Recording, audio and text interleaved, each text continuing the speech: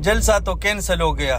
शेर अफजल मरवती है पीटीआई में, जो पीटीआई को संभाल सकता है, जो वर्करों को निकाल सकता है, लेकिन शायद वो भी कुछ देर में गिरफ्तार हो जाए या गिरफ्तार हो गया होगा, क्योंकि इतनी बेगैरत लीडरशिप है हमारी कि ये शेर अफजल का साथ नहीं दे सकती है। अरे जाओ शेर अफजल के साथ जाओ, अगर तुम लोग खुद नहीं कर सकते तो शेर अफजल को सपोर्ट तो करो ना बेशर्मो। ये बेशरम वीडियो बयान जारी कर रहे कि इमरान खान ने जलसा कैंसिल कर दिया।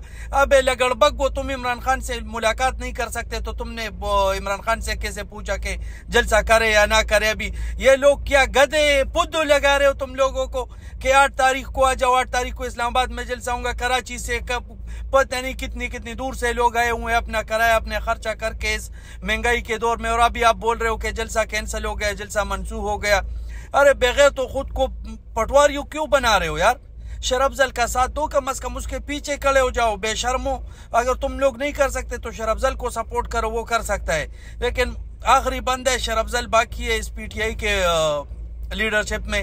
ये जेल में चला गया ना तो फिर लीडरशिप, फिर तालियां बजाओ, क्योंकि ये हिजड़े